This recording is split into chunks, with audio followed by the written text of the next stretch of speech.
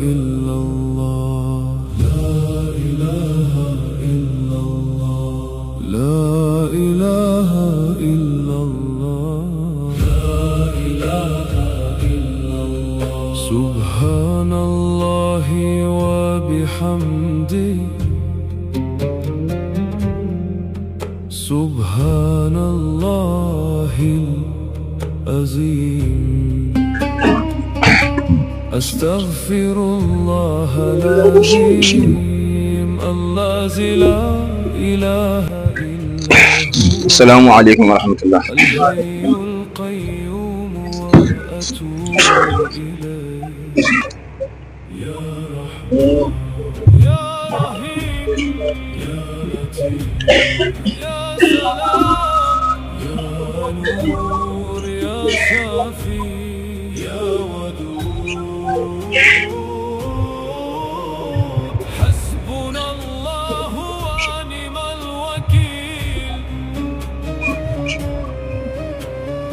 حسبنا الله ونعم الوكيل لا حول ولا قوة إلا بالله العلي العظيم اللهم صل على سيدنا محمد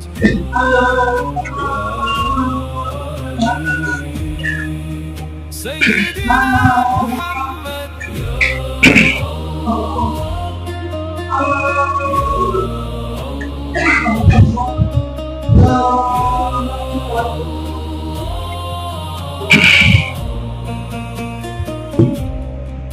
سبحانك يا ربي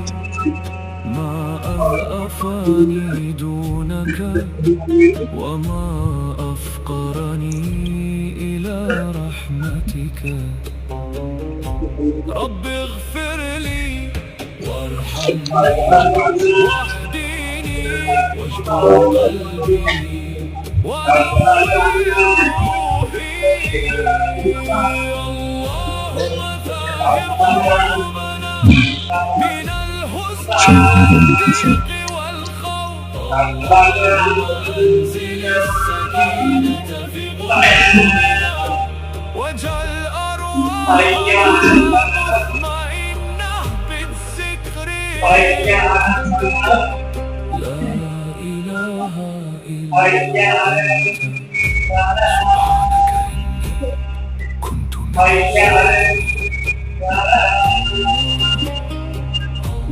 الظالمين يا قيوم برحمتك أستغيث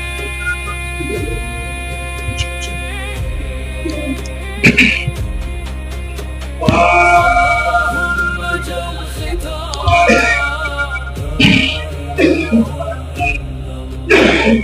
لا إله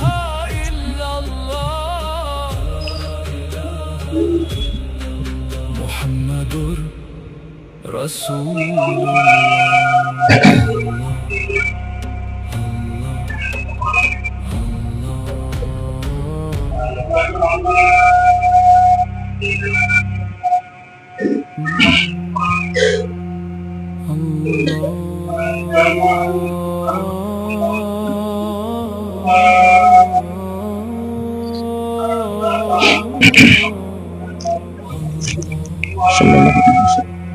لا إله إلا الله لا إله إلا الله لا إله إلا الله سبحان الله وبحمده سبحان الله العظيم أستغفر الله العظيم الحمد لله رب العالمين الحمد لله رب العالمين الحمد لله رب العالمين اللهم صل على سيدنا محمد الفاتح لما أغلق والخاتم لما سبق ناصر الحق بالحق والهادي إلى صراطك المستقيم وعلى آله حق قدره ومقداره العظيم. اللهم صل على سيدنا محمد الفاتح لما أغلق والخاتم لما سبق ناصر الحق بالحق والهادي إلى صراطك المستقيم وعلى آله حق قدره ومقداره العظيم. اللهم صل على سيدنا محمد الفاتح لما أغلق والخاتم لما سبق ناصر الحق بالحق والهادي إلى صراطك المستقيم وعلى آله حق قدره ومقداره العظيم. أما بعد أيها الناس، إن الدنيا دار لمن لا دار له، ولها يجمع من لا عقل له. إنما هي دار فناء وغرور، ومصائب تنسي كل سرور. عزيزها ذليل وكثيرها قليل، حيها يموت وخيرها يفوت، ولا يركن إليها إلا أحمد أعمى البصيرة. والدار الآخرة هي المرجع والمآب، وتقوى الله خير زاد وأكثر ثواب. فاتركوا الغفلة، فما بعد الحياة إلا الممات،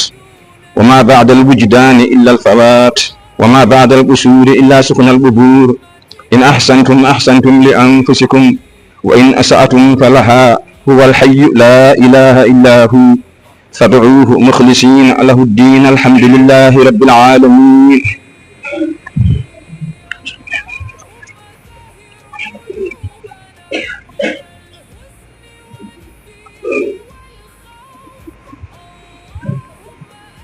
الحمد لله رب العالمين.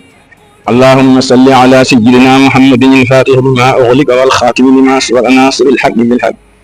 والهادي إلى صراطك المستقيم وعلى آله حق قدره ومقداره العظيم.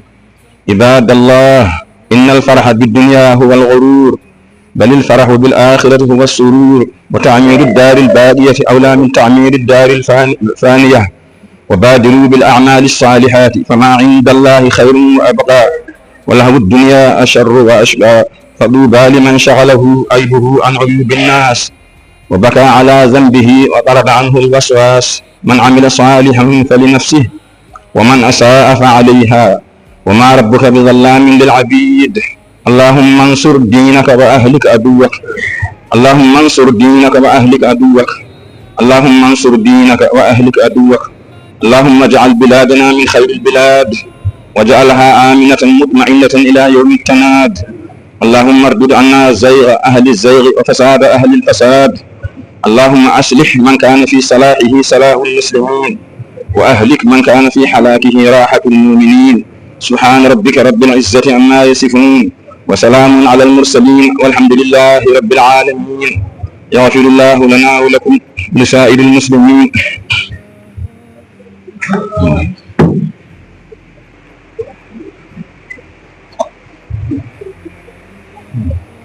الله أكبر الله أكبر، أشهد أن لا إله إلا الله، أشهد أن حي على الصلاة حي على الفلاح، لا إله إلا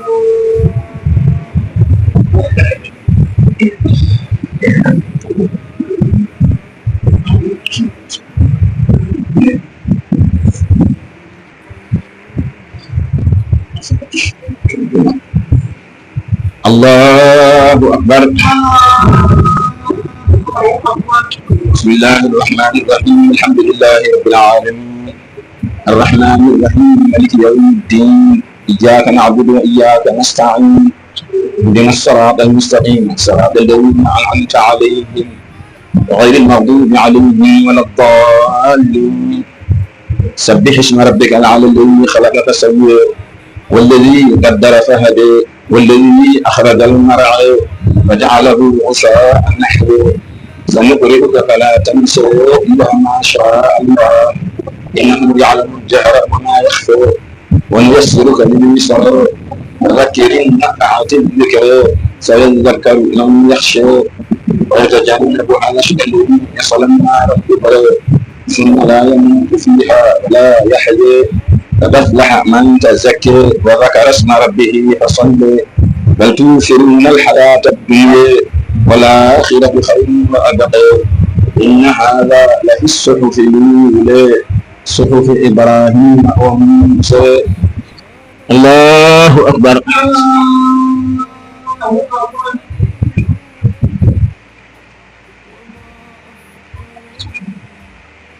سمع الله لمن حمده.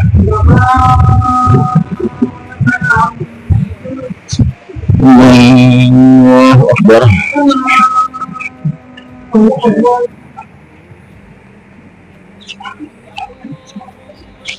الله أكبر.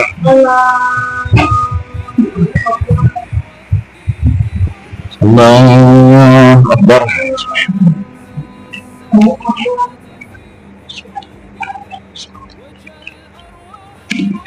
الله أكبر. بسم الله الرحمن الرحيم الحمد لله رب العالمين الرحمن الرحيم مالك يوم الدين إياك نعبد وإياك نستعين اهدنا الصراط المستقيم صراط الذين أنعمت عليهم غير المغضوب عليهم ولا الضالين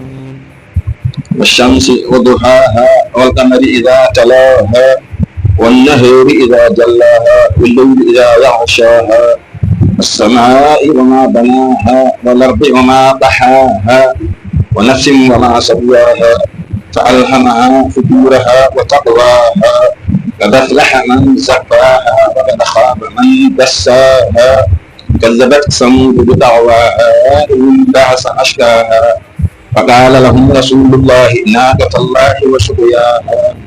فكذبوه فعقروها فدمدم عليهم ربهم بذنبهم فسواها ولا يخاف عقباها. الله أكبر.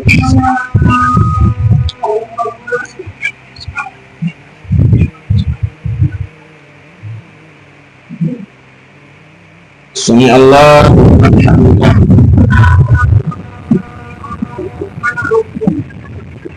الله أكبر.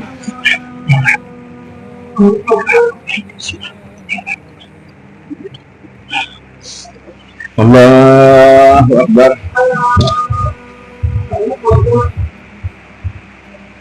الله أكبر.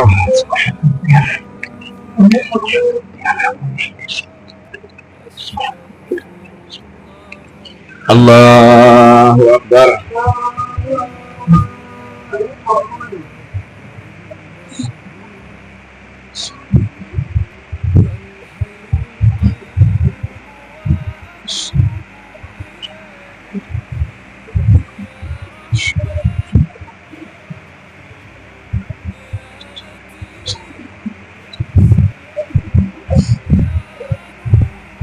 السلام عليكم.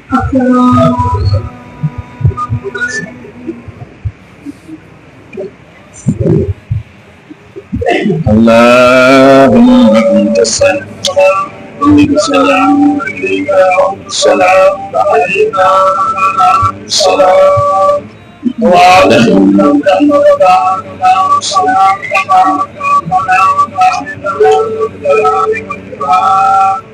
اللهم صل على سيدنا محمد الفاتح لما أغلق والخاتم لما سبق بالحق وعلى آله إلى صراطك المستقيم وعلى آله حق قدره ومقداره العظيم. اللهم صل على سيدنا محمد الفاتح لما أغلق والخاتم لما سبق بالحق وعلى آله إلى صراطك المستقيم وعلى آله حق قدره ومقداره العظيم. اللهم صل على سيدنا محمد الفاتح لما أغلق والخاتم لما سبق بالحق وعلى آله إلى صراطك المستقيم وعلى آله حق قدره ومقداره العظيم. إن الله وملائكته يصلون على النبي يا أيها الذين آمنوا صلوا عليه وسلموا تسليما. صلى الله عليه وعلى آله وصحبه وسلم تسليما. سبحان ربك رب العزة عما يصفون وسلام على المرسلين والحمد لله رب العالمين.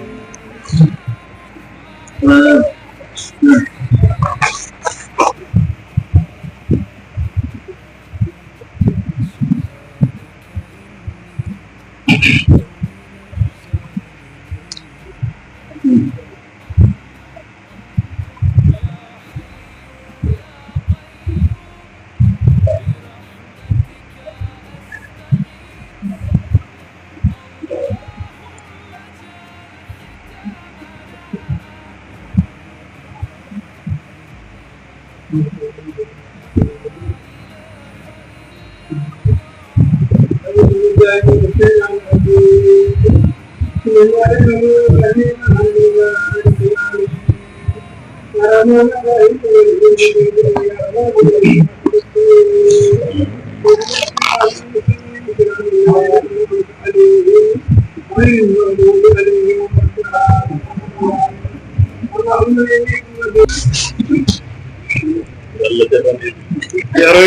Allah jabanen yo Allah jabanen golle men moƴƴe fof ya ko en firgite meɗen yo Allah feewu en fewnana en ɓesguji meɗen o waɗa en jaɓaɓe jaɓanaɓe o waɗa en hawruɓe hawridinaɓe peewal o waɗa en heeriɓe almuɓe cheikhana ahmada tidiani radiyallahu taala anhu yo Allah humtana en haajuji men dagiɗi fof o sellinana en rabbiji meɗen o yurmo o yaafo mayde men e dendagal mayde juuɗe yo Allah jaacinan en ɗanniɗe meɗen o ɓeydana ɓe toon newyaji keeriɗi o waddana ɓe hen nden ga o waddana ɓe hen kumtal haajuji kala goto e men ɗo dillinta sababu ɗo ɗo dartirta arsike ɗo yo Allah waɗan ɗum ɗon barke o waɗa hen udditare yajene ɗum noon ko jooɗiɓe e ɗanniɓe fof laaftoɓe gande ɓeɗe yo Allahu newnu gila e qur'ana o haa e janngeli keddiɗi ɗi fof o waɗa hen barke o wadda hen fahmu o rokka en naftorade bijahi rasulillahi sallallahu alayhi wa sallama yo Allah rokku en sagoji men e koye men e sagoji men e ɓesguji meɗen ɓesguji ɗi kala ko seli hen ɓesguji ɗi kala ko seli hen lawol yo Allah rettin lawol bijahi rasulillahi sallallahu alayhi wa sallama yo Allah junnan en gurnam ceerno meɗen o waddanamo hen cellal e sembe o ɓooya ɗowde en e ardade en o ɓooya naftude en e fewjande en enenne ɓooyen naftorademo e ɓooyde fewjanede e jabde fewjanede Allah newnana en moƴƴinde almudagal ngal o jaɓana en almudagal ngal o jaɓana en fergogo o rokka en fandinde bijahi rasulillahi sallallahu alayhi wa sallama dama barke cheikhana ahmada tidiani radiyallahu taala anhu dama barke ceerno men e seerenɓe makko radiyallahu taala anhum jamian اللهم صل على سيدنا محمد وسلم ceerno harma sittinen moƴƴere lewru ndu hay sinno ko kongude seeɗa jamma kuccanaɗo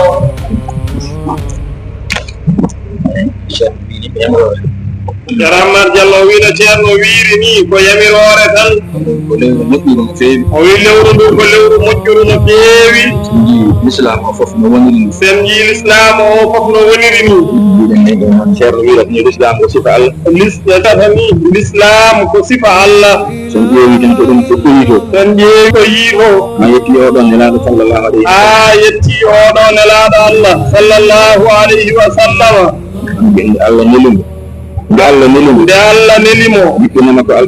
jippine makko alqur'ana o sunna o e sunna o en ji oɗo diine en ji oɗo diine en ji oɗo sunna en ji oɗo sunna en ji oɗo tijaniya en ji oɗo tijaniya nde ɗo moƴƴere fof no diidorno ndeɗo moƴƴere fof nonde diidorno ko Allah rokki ko Allah rokki kono kanko woni sababu kono ko kanko woni sababu kanko nelaɗo Allah sallallahu alayhi wa sallam on poɗɗo noon on poɗɗo noon so wiyama so wiyama lebbi ɗi 12 lebbi ɗi 12 toɗɗama lewru wotoru ko hen are aduna toɗɗama hen lewru wotoru wonde ko nden ndun lewru are aduna lebbi ko 12 mbiɗen lebbi ɗi ko 12 hen wotoru yeɗa o feeña e mum e muɗum e ñalawmaji ɗi fof no mbayi hewde e ñalawmaji ɗi fof no mbayi hewde ni kali ñalawma mo Allah yiɗi yo are aduna ñalawma mo Allah yiɗi yo are aduna o zamanuji ɗi fof no mbayi hewde ni zamanuji ɗi fof no mbayi hewde ni e zamanu ngo are aduna o e zamanu mo are aduna o Allah hawridini men e on ɗon zamanu Allah hawridini en e on ɗon zamanu enen bo en jetti Allah no feewi enen de en jetti Allah no feewi enen bo enen kaani yiɗde nelaɗo sallallahu alayhi wa sallam enen de eɗen kaani yiɗde nelaɗo Allah sallallahu alayhi wa sallam mawnindemo e teddindemo e mawnindemo e teddindemo e weltorademo kanko e ɓesgu makko wonduɓe makko fof e wonduɓe makko fof so Allah newni jamma o ari ɗum noon so Allah newni jamma o ari yimɓen aduna o fof ene weltoro ɗum hay salotonoɓe ɓe nane tan mbeɗa yeeɓa ɗo e portable am nane tan omo yeeɓa ɗum e portable makko he madinatul munawwara ene waɗa jamma mawlidin nabi jamma jibinede nelaɗo jamma jibinede nelaɗo Allah sallallahu alayhi wa sallam ɓe mbaɗi doggol seeremɓe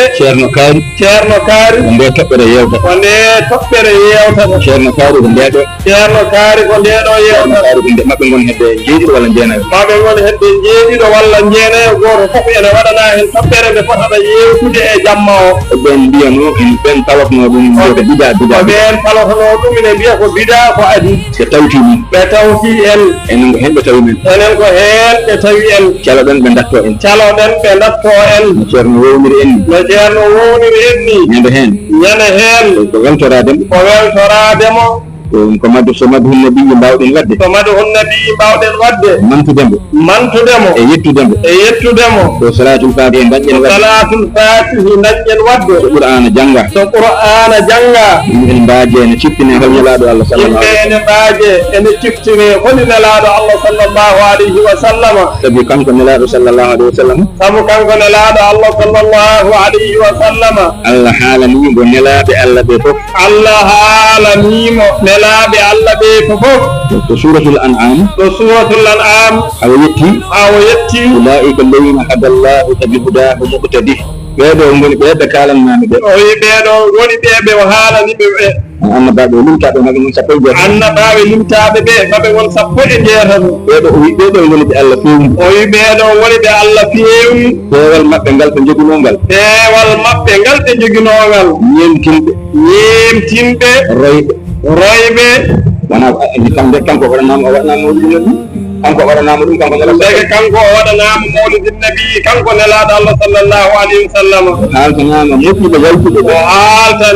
moƴƴuɓe yawtuɓe ɓe e par détail Allah wimo ñemtimɓe kamɓe fof jonnon mawlidin nabi ne enen leñol makko ngol ko seeɗa e men dañ wuurdude e makko dawde e makko Allah gollide e makko jihaadi ko ɓuri hewde e leñol heego yiyanimo ɗum noon enen ne haltanede en holi nelaɗo sallallahu alayhi wa sallam gila to jinnaɓe makko ha e ɓesgu makko ha e darodino e diine o karasiragal makko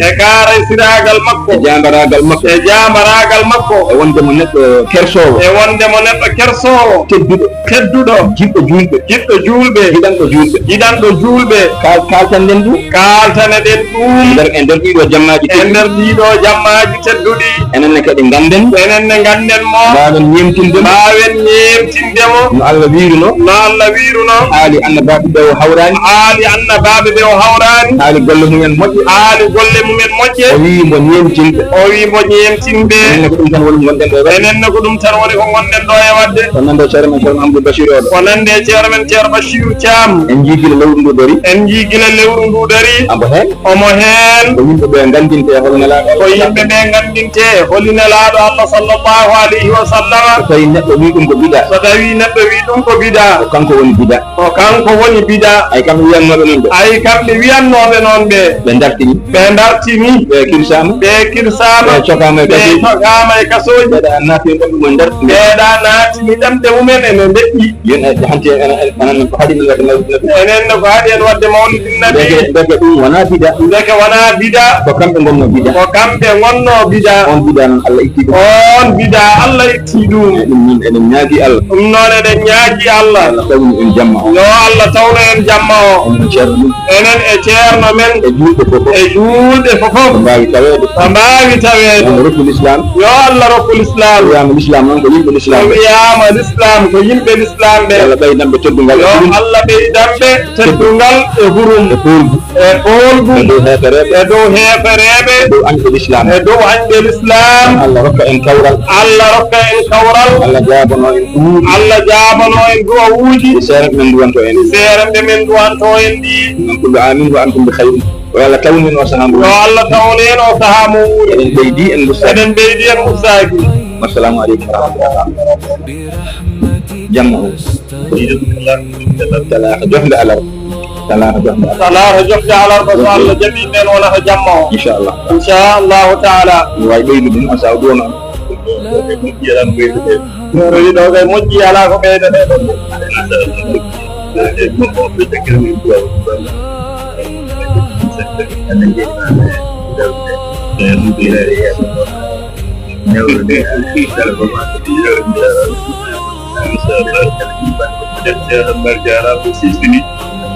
ceer Bachir e ceer Hammad a jarama a siftini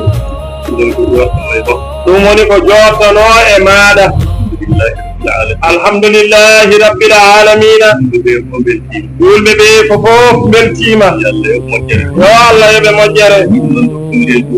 ceerno wi ɗum noon eɗen dokkodira du'aw e haajuji ɗi fofof mbaɗen fatiha e salatul fatihi لا إله إلا الله لا إله إلا الله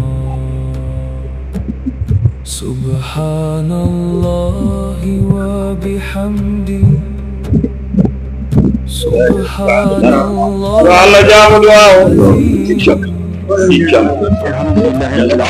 الحمد لله رب العالمين الله moƴƴani en juma hande o koye gardugol ceerno Hamad Diallo sikki ala wayino wayanno e kala saaha en kettima khutba o en ji juulal ngal alhamdulillah ceerno men ceerno Mouhamadoul Bachir o siftini julɓe ɓe nde mbattata hakkillaji muɗumen e lewru mawlidun nabi kono kadi nde mbattata hakkillaji muɗum e jamma mawlidun nabi sallllahu alayhi wa sallam nde wonno enen julɓe en ngala ko ɓuuri annabi o enen julɓe en ngala ko ɓuuri annabi o ko kanko ñantorɗen ko kanko parnorɗen kala kadi ko yooɗi e meɗen ko kanko garɗini en sikki ala oɗo jamma goto fof ko poɗɗo darade sikki ala lewru nduɗo fof goto fof ko poɗɗo darade sikki ala hitande fof goto fof poɗɗo darade e mawnude Allah e yettude Allah e sellude Allah e yettande e nelaɗo Allah e jettiniren mo Allah sababuni dokkal ngal waɗen l'islam ngal e mawnudemo oɗo jamma kala to ɗum wawi tawdema hoorde mum e julde mum e tawtorede jamma mawlid nabi o e mawnudemo e kala nokkuji ɗi sikki ala e siftinde jamma o ko jamma talata ene juufi alarba jamma talata ene juufi alarba kala neɗɗo wawi hedde e mawnirdemo ene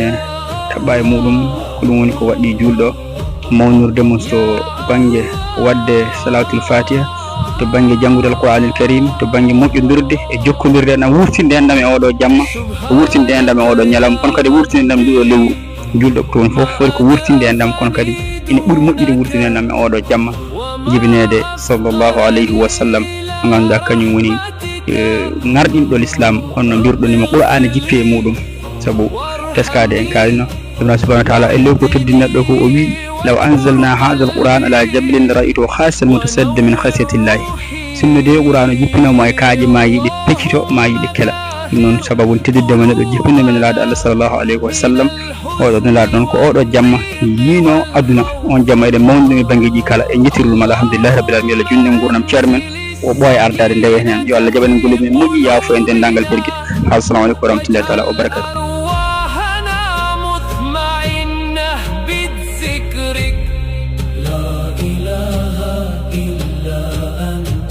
سبحانك إني كنت من الظالمين الله الله الله يا حي يا قيوم برحمتك